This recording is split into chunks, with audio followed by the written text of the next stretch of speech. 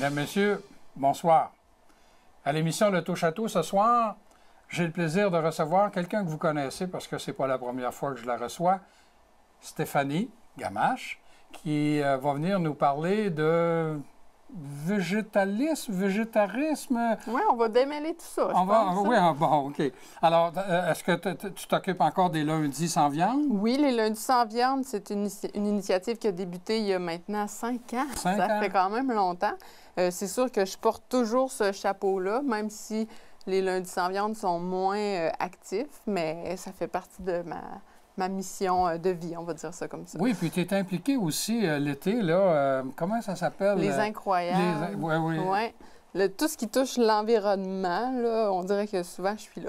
Oui, puis même ici, en avant du centre communautaire, on avait des bacs avec des légumes pour faire pousser. Alors, je te voyais, là, je disais, tiens, Stéphanie est là. Oui, c'est ça.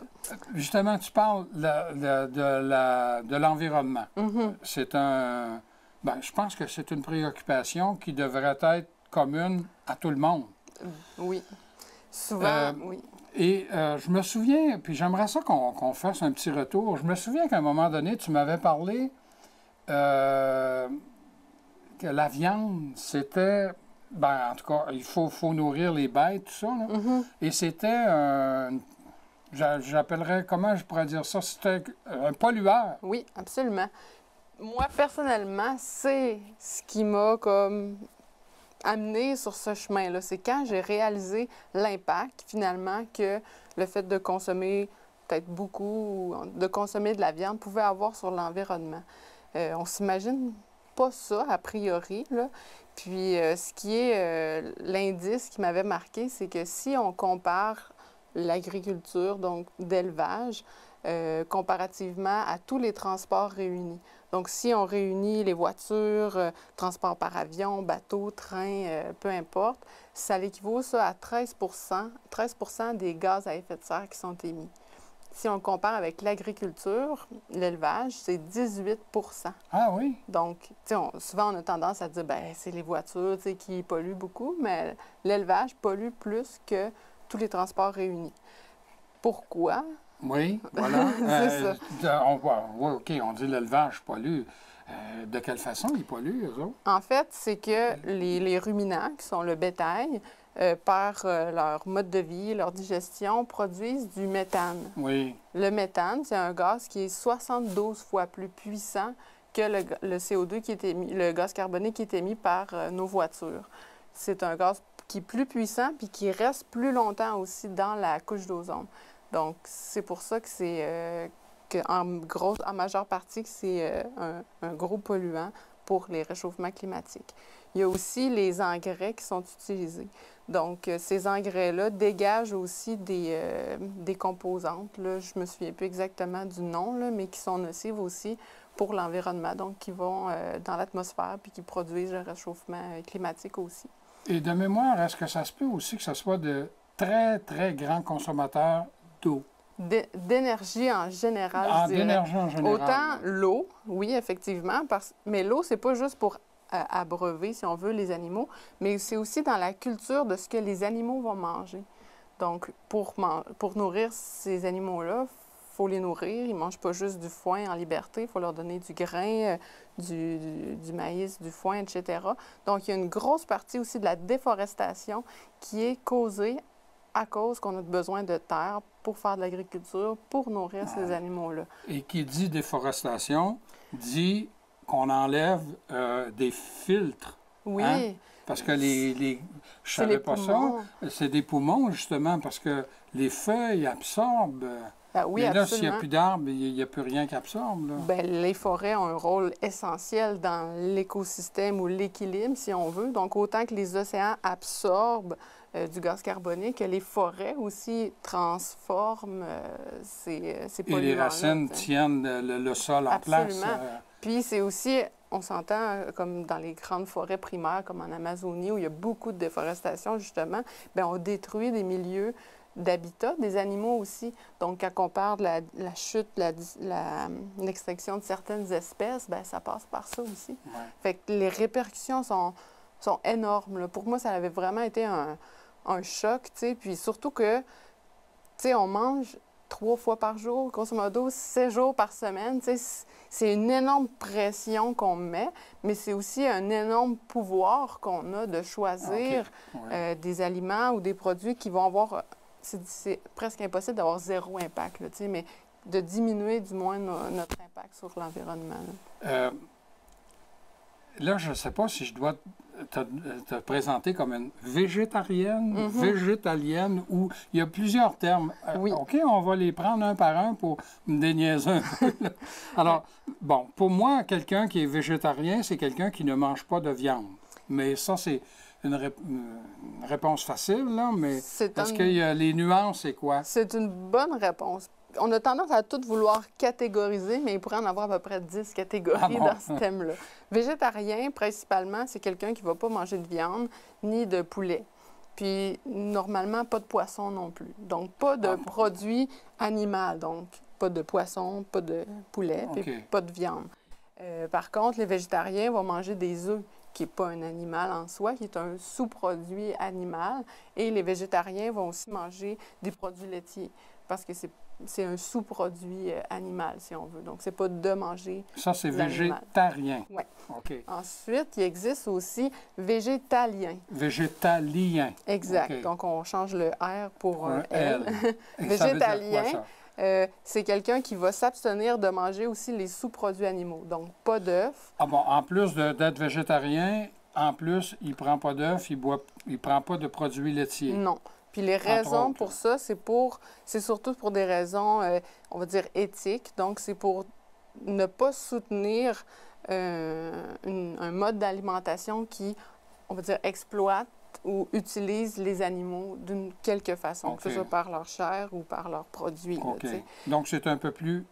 Ben, je ne sais pas, non, je pour dire radical, mais disons que c'est un peu plus strict. Oui, on va dire ça comme ça.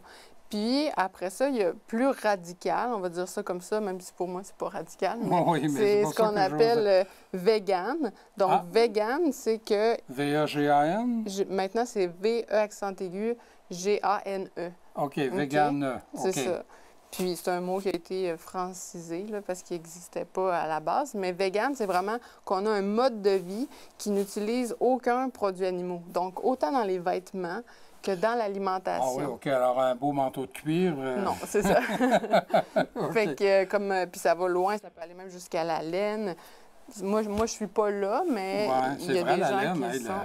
Les moutons, c'est vrai, c'est un produit, un sous-produit d'un animal. Oui, puis ça peut aller jusqu'au miel aussi. Il y a des gens qui consomment les abeilles. Fait qu'il y a différents niveaux. Puis il y a aussi ils appellent ça le flexitarisme. Là. Donc, c'est quelqu'un qui a une tendance végétarienne, mais qui va parfois manger du poulet, qui va parfois manger du poisson.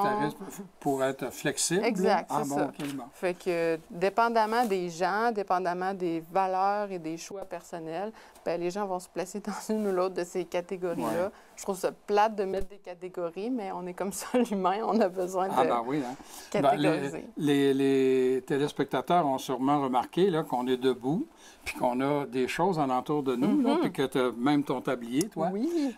Parce que là, on va arriver d'une façon un peu plus concrète. Moi, j'aimerais ça, là. Toi, tu as fait un constat, puis tu as dit, wow, une minute. Je vais essayer de faire ma part, moi, pour protéger l'environnement. Puis, comme tu dis, on a 21 repas par semaine. Si tout le monde a ce souci-là, bien, la petite goutte, là, ça va faire que ça va remplir un gros réservoir à un moment donné. Mais par où qu'on commence, là? On fait quoi, là, pour commencer? S'il y a des gens qui nous écoutent et ils disent, « Hey, Stéphanie, elle a raison. » Donc oui, par où commencer? C'est une bonne question. Graduellement, je pense que c'est la clé. Il ne faut pas du jour au lendemain changer complètement nos habitudes alimentaires. Ça serait peut-être un peu difficile, là. Donc, c'est d'y aller tranquillement. Les lundis sans viande, c'est un petit peu le but aussi. C'était de dire, bien, une journée par semaine, mangeons pas de viande. Donc, ça peut commencer comme ça. Moi, par exemple, au début, j'étais comme, OK, j'en mange 3 fois par semaine de la viande. Puis je me suis rapidement rendu compte que quand j'en mangeais, je me sentais pas bien. Fait que ça a été hyper facile, mais du moins, il y a eu une transition où j'ai diminué. Puis, pendant cette transition-là, oui. pas tradition, transition, c'est de découvrir des nouvelles recettes, puis des nouveaux aliments aussi. Puis c'est de voir qu'est-ce qui nous convient, qu'est-ce qu'on aime. Il faut vraiment expérimenter. Oui. Puis d'ailleurs, au cours des années, tu m'as fait goûter à beaucoup de choses. Oui, Là, c'est infini les recettes. Oui. Là, ça n'a presque pas de sens. C'est infini les aliments. Puis c'est de choisir aussi ces aliments parce que quand on commence, c'est des nouveaux aliments, fait qu'on ne peut pas tout acheter puis tout découvrir en même temps. C'est de voir un petit peu qu'est-ce qui nous intéresse, de goûter. Puis quand on aime une recette, ben on se fait un petit carnet puis on la garde. Oui. Puis des on fois, le fait déjà pour d'autres choses. Fait que c'est un peu la même chose. Puis tu sais, des fois, c'est par période. Moi, il y a des semaines ou des mois où je vais manger tout le temps une chose. Puis là, après ça change. Tu sais. Oui. Fait que c'est de varier. Puis l'alimentation, je veux dire végétarienne, là, elle est quand même très, très variée en aliments. Donc, on va le voir un petit peu tantôt. Puis, une chose aussi qui aide, c'est de, on va dire, végétaliser des recettes qu'on était habitués. Exemple, le pâté chinois, la lasagne. Steak, bleu d'âne, patate. Hein? Oui, on peut remplacer le steak, par exemple, par du tempeh ou ça pourrait être des lentilles. Donc, c'est des protéines. Donc, on remplace protéines animales par des protéines végétales. Fait que ça, c'est un bon truc. Puis, il ne faut pas se cacher aussi qu'on va probablement cuisiner plus aussi. Parce que des fois, les gens me disent « Ouais, bien là, être végé, ça doit coûter plus cher. » Bien, ça peut coûter plus cher si vous achetez des aliments préparés toujours, mais quand vous cuisinez par vous-même, des lentilles, c'est un des aliments les plus économiques, tu sais.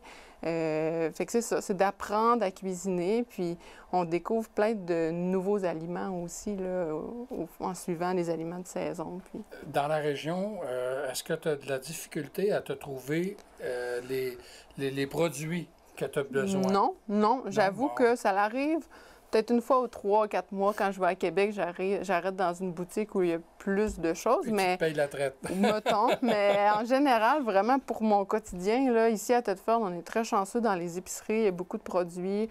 Il y a des magasins aussi, la Prêle des Champs. Il y a beaucoup d'aliments naturels et Non, vraiment, là, c'est très possible de le trouver ici, là. On a parlé des lundis sans viande. C'est un regroupement. Est-ce qu'il y a encore des activités, ce groupe-là?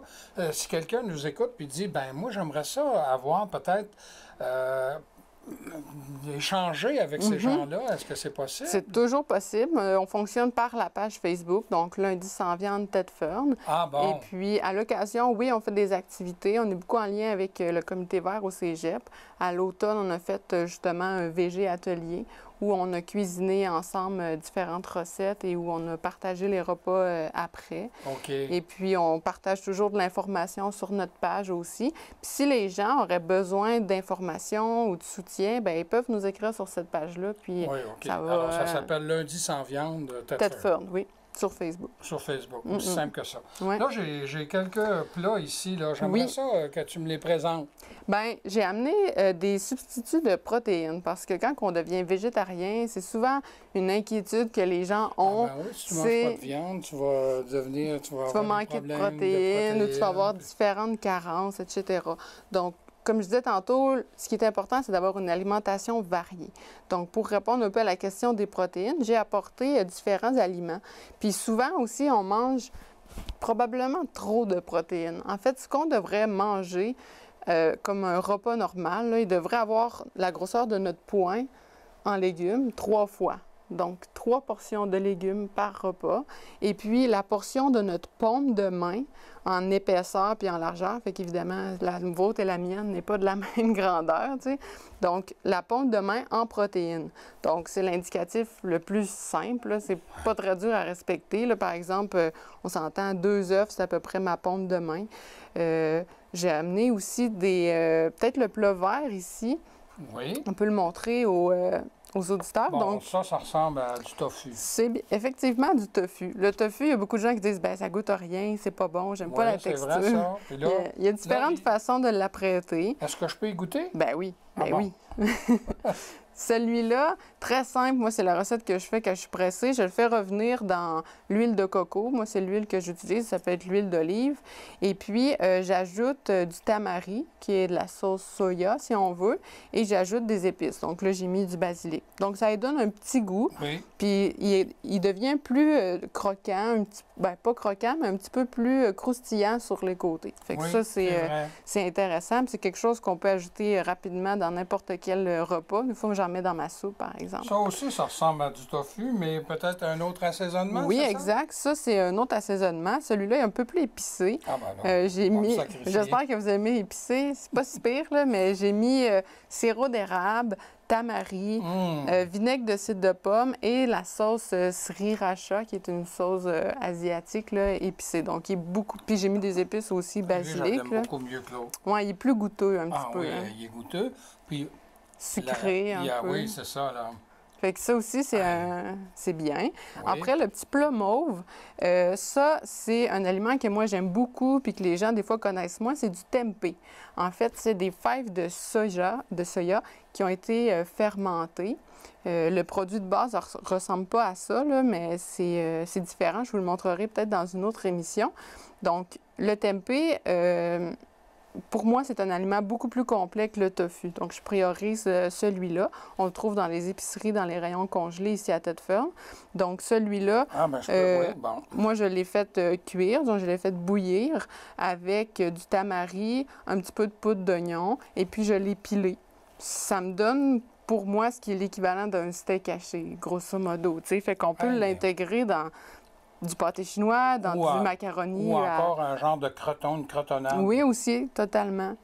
Fait que ça, c'est un... Ah, mais c'est bon, ça. C'est vraiment bon, puis c'est très nourrissant. Je vous dis, moi, animer cette émission-là, là, ça demande du sacrifice. Ah oui, je comprends. Après ça, oui, ça, ici, c'est... Je vais en sortir, on va les mettre dans Oui, ma main. c'est des graines de citrouille. Ah ben oui. Donc, puis, tu sais, j'aime bien les aliments qui peuvent être faits ici. Donc, tantôt, le tempeh, c'est un produit qui est fait... c'est canadien ou québécois? Je pense que c'est canadien. Donc, c'est fait en Ontario. Après ça, des graines de citrouille, bien, on peut très bien en cueillir ici. Donc, ça aussi, c'est une bonne source de protéines. C'est une bonne source de bons gras aussi. C'est important d'intégrer des bons gras dans son alimentation. C'est très bon. Fait que ça aussi, on peut l'ajouter à nos repas. Puis on a l'autre petit sac aussi, qui est aussi quelque chose qui pousse au Canada. Puis on en entend beaucoup parler, là, mais ça fait longtemps que ça existe comme produit. Donc, c'est des graines de chanvre. Je pense que c'est dans 4 cuillères à soupe. Il y a, je vais vous le dire, là, dans 4 cuillères à soupe, il y a 12 grammes de protéines. Donc, c'est quand même très, très considérable. Donc, ça, on peut l'ajouter dans nos smoothies le matin. On pourrait l'ajouter dans une omelette. On peut l'ajouter dans nos soupes, sur nos salades, sur nos légumes. C'est vraiment très simple à ajouter. Puis, ça a un bon petit goût aussi. Source d'acide gras. Des oméga-3, oui. Ah oui, OK, oméga-3, oui. Fait que... super intéressant comme produit, puis ça pousse chez il y en a à Tête Ferme? Oui. Ah bon? Oui. Alors, tu disais que, règle générale, là, c'est possible de se procurer beaucoup de choses. Oui, absolument. J'irais peut-être avec 2 petites recettes que j'aimerais vous faire. Bien d'accord. Il y en a une que j'aime beaucoup, que j'ai découvert ça fait pas si longtemps, puis c'est avec un légume qu'on connaît, mais qu'on n'utilise pas tellement souvent, c'est l'aubergine. C'est très bon. C'est très bon, l'aubergine. Oui. Donc, ce qu'on va faire, c'est des cannelloni d'aubergine. OK? Puis là, je vais vous faire travailler. Je vais vous montrer comment faire, puis après, vous allez le faire. Donc, j'ai pris des aubergines que j'ai coupées en tranches et puis que j'ai fait griller au four. Donc, 4 à 5 minutes de chaque côté, ce qui fait qu'ils ont ramolli. Là, c'est sûr que je les ai faites ce matin, fait que la couleur, elle a un petit peu changé. Et puis... Est-ce que tu as mis quelque chose par-dessus? J'ai mis un petit peu d'huile juste pour la parfait. cuisson, là, pour qu'ils puissent ramollir. Puis ce qu'on va faire, c'est qu'on va les farcir. Donc, plutôt que d'avoir des pâtes pour faire nos cannelloni, ça va être des aubergines. Fait que je vais en faire une, puis après, vous allez en faire une.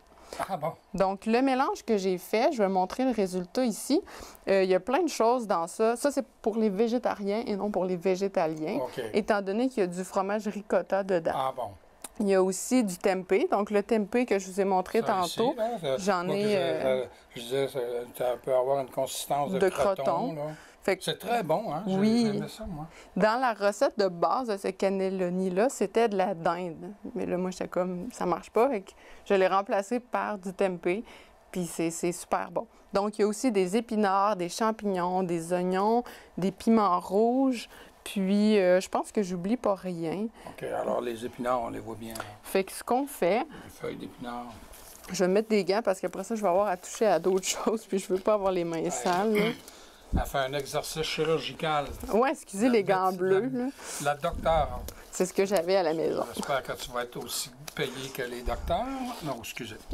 Fait Je que- suis supposé de faire des farces plates. Ça. On met ça ici et puis on prend finalement notre mélange de farce, on va dire ça comme ça, Oui.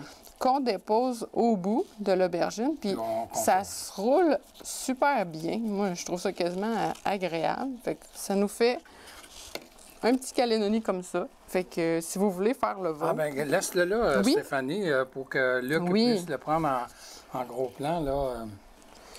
puis Ah bon, alors là, c'est à mon tour. Est-ce que Oui. tu as des... je vais vous prêter les mêmes gants Ah parce ouais, que on a j'en les ai mêmes pas gants. d'autres. Il va falloir que je réussisse à les enlever. Fait qu'une fois que c'est roulé, ben on les met dans une tôle ou dans un contenant, en tout cas, qui va au four. On étend dans le fond du contenant un petit peu de sauce tomate, donc juste pour pas que les cannelloni touchent directement à la tôle. Et puis, on met nos cannelloni par-dessus la sauce. Et après ça, on rajoute un petit peu de sauce tomate sur le dessus aussi. On va mettre ça dans le four pour une vingtaine de minutes. Fait que ça va continuer à cuire. Et puis, c'est prêt, tout simplement. Donc, j'ai Non. pour le... Comment qu'on dit ça? Pour le bienfait de la cause, ou je sais pas, j'ai effectivement cuisiné ce matin. Puis, j'ai apporté le résultat final, donc une fois cuit. Donc, je vais vous le montrer. Puis, Pierre, si après tu veux goûter. Oui. On Fait va me sacrifier. D'accord. Fait que ça va être bien. Ah ben tiens, je vais garder les gants, là, parce que je Ouais, vois ça le va être temps bien fuir, d'utiliser là. le couteau. Ah, mais c'est... Je l'ai fait tiède. chauffer un petit Ah, peu, bon. là, mais oui. Donc, c'est exactement la même chose, plus la sauce tomate, là. Ouais, puis la cuisson finale là, à la Oui. fin. Fait que moi, de ce temps-ci, c'est une des affaires que je mange souvent. J'ai découvert cette recette-là qui contient finalement beaucoup de légumes. Là, quand on mange 2 rouleaux d'aubergines comme ça, c'est à peu près 3 portions de légumes plus une portion de protéines.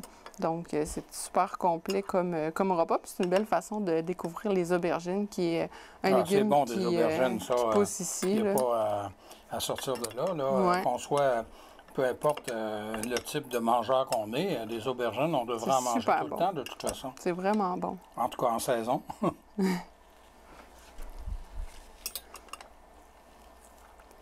Ah oui, c'est bon. C'est bon, hein? Moi, Ah oui, c'est très bon. j'aime beaucoup Ben cette moi, j'aime recette-là. l'aubergine déjà, ça fait que... Ah, c'est très bon. Tant mieux. Fait que, ben, Ouais. en tout cas, si ça vous intéresse d'essayer cette recette-là, on pourra la mettre sur le site web ou peut-être en dessous du vidéo. Et puis, Oui, ou encore, j'imagine que sur notre site, nous autres, la télévisioncommunautaire.com, tvcra.com, il y a sûrement moyen de mettre ça, la Parfait. recette. Là, puis sinon, les gens peuvent nous écrire. Je les mettrai sur la page des lundis sans ah viande oui, aussi. OK. Après ça, l'autre recette, quand je disais tantôt de végétaliser des recettes qu'on connaît, ben j'ai végétalisé une recette de croton. Donc là, Ah bon, tiens. je suis pas arrivée à la Salade croton même... tout à l'heure. Oui, c'est ça. Je suis pas arrivée à la même texture, mais au niveau du goût et de l'odeur, parce qu'il y a beaucoup d'épices, hein, finalement, dans les crotons quand même. Fait qu'on utilise les mêmes épices. J'ai utilisé des lentilles brunes et du tofu pour faire ce croton-là. Fait que ça n'a peut-être pas l'air tellement appétissant, là, mais je vais vous laisser peut-être mettre un petit peu de croton dessus. Mais je trouvais ça quand même intéressant. Encore là, c'est une belle façon d'utiliser les lentilles. Des fois, on est comme, il me semble que c'est pas bon des lentilles ou j'aime pas la texture. Ben là, on peut faire des crotons qu'on peut manger tout au long de la semaine. Puis c'est quand même, c'est pas un goût trop prononcé, là, mais c'est juste agréable, là. Je goûte aux épices. Oui, hein? Il y a de la cannelle, de la muscade, du clou de girofle, feuilles de laurier. Un peu les mêmes épices, j'imagine. Juste pour être certain. Oui. Je suis certain que je vais faire des jaloux, là, moi, dans la console en arrière de... C'est ça. Ah oui, c'est bon. À vrai dire, depuis le début, C'est pas mal tu bon. m'as pas trop empoisonné encore. Tant mieux. Ah, mais c'est très bon, ça. J'aime beaucoup ça, ce goût-là. Ben super. Puis ça, je pense que ce qui vient y donner du caractère, c'est justement les épices. Absolument. Absolument. Là, je la goûte, là, la cannelle, là. Oui. Ben c'est La intéressant. cinnamon. Oui. Ah oui, c'est bon. Mm. J'ai ça encore dans la bouche, là, puis je trouve ça bon. Super. Fait que c'est un petit peu ça. Alors, malheureusement, le temps de l'émission est écoulé, Stéphanie. Merci beaucoup. Merci. Et vous, bien chers amis, je vous invite à nous revenir la semaine prochaine.